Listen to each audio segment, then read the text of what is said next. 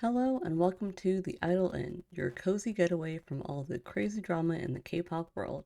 I'm your host, Annie Oakley, and here's what you might have missed last week in K-pop. We have a new segment this week, Top News, where we'll be discussing news from either a long-awaited comeback or events that may impact current or future promotions for groups. Let's get started. It's been reported by SBS Entertainment that BPM and INB 100 are experiencing financial troubles, with managers paying out of pocket for expenses while not being reimbursed, and certain artists not being paid.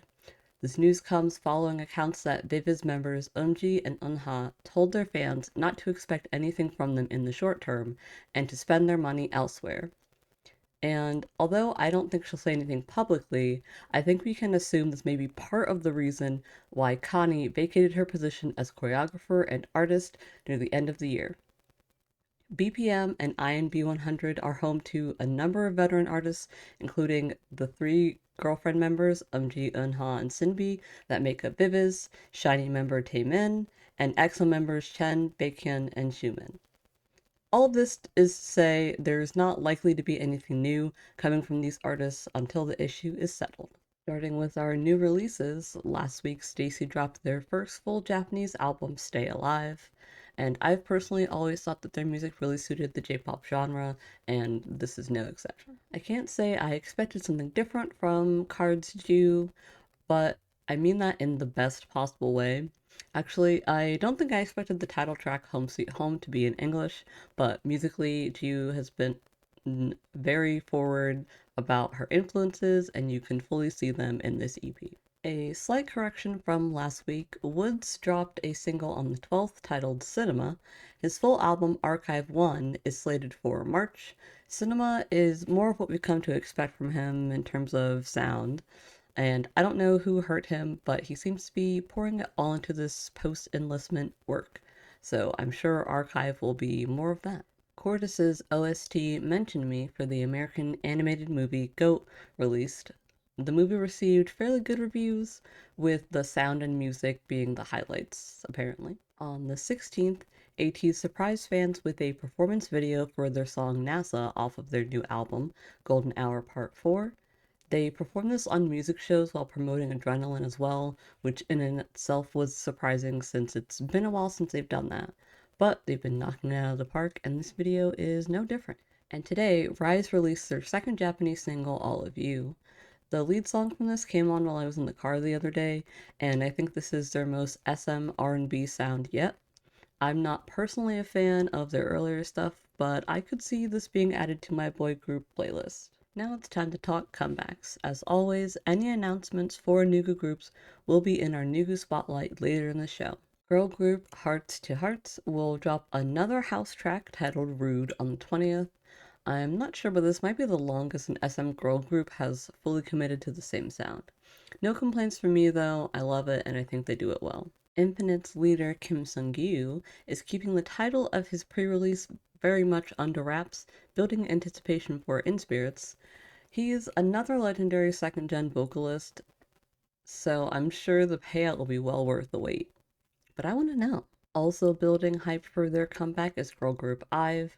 Bang Bang was very well received, and we can only assume that Black Hole will match that energy based on the teasers. NCT's JNJM, the newest NCT subunit, will be debuting following the warm reception to their short form boy love drama Wind Up back in January. SM is no stranger to promoting the gay agenda, and it feels like they're going all in here. SM's top athlete, also known as Chinese Minho, will be releasing his second Japanese single, Sunkiss, on the 23rd as well. I've been loving his solo stuff so far, and I am so hyped for this too. I can't believe this slipped through last week, but Cosmic Girls is finally set to return. Although it's reported that not all of the members were able to participate in the music video shooting, namely the ones who aren't under Starship anymore. It is supposed to be an anniversary song. We all know that we have Dion to thank for that return, but some fans are skeptical about if the group will continue after this. Blackpink dropped some very high-end visual teasers for their third mini-album Deadline. It appears that they're going all out for this comeback, including doing a Studio Choom Be Original video for the first time. There's no new movie or TV news this week, so here's a recap of who's going to be on your screen this month. June's new movie, Blades of the Guardians, dropped yesterday. I haven't gotten a chance to see it yet, but if you're a fan of this series or large scale martial arts in general, you'll probably like this one as well. It does seem to be a limited release, so you might have to shop around a bit to see where it's playing near you. And there's Love Phobia featuring former Momoland member Yeonu, which will start airing this week as well. And that's it. There's also no new concert announcements for this month, which thank goodness because the timing would be incredibly short notice. But let me remind you of who's still on tour. ATEEZ's VR concert Light the Way, which is a separate show from their In Your Fantasy tour, is making rounds internationally. If they haven't sold out already, tickets can be found on amazevr.com. And there will be a review of this event in the next week or so on. Speaking of ATEEZ, they are still doing their In Your Fantasy tour. The next time you can see them is on the 22nd in Singapore. There's just a few more stops of this Asia and Australia leg, so if you haven't bought your tickets yet and they're still available, I would highly recommend picking some up now. Twice is still making their way across North America. Member Dahyun will be absent from all future shows due to her injury. We wish her a speedy recovery and also lots and lots of rest. I just saw their shows in DC and I could talk about those endlessly, but I won't. So expect a review of that on this channel next week. It's time for the Nugu Spotlight.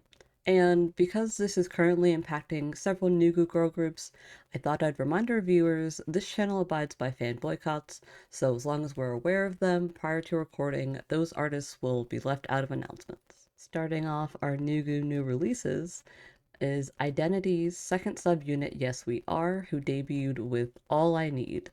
There are still 9 slots left for the full lineup because it's going to be 25, 24 members. So if this isn't your cup of tea, you still got basically a whole other group to try and get into. And soloist Pretty Little Iris also dropped their perfectly timed Waltz with Your Ghost right before Valentine's Day. And now for some comebacks. Daily Direction's debut song, RBRD, which is the only way I'm going to refer to that song, from their first EP, First Delivery, is out on the 23rd. 1 or 8 is set to tour North and South America. Tickets and benefit packages are on sale now and can be found on Studio Pav's website.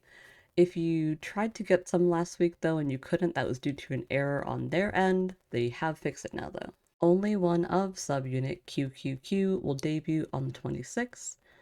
This group consists of members Ji-sung, who is the former only one of leader, KB, and Nine. This comes after their contract expiration with AD Entertainment back in October.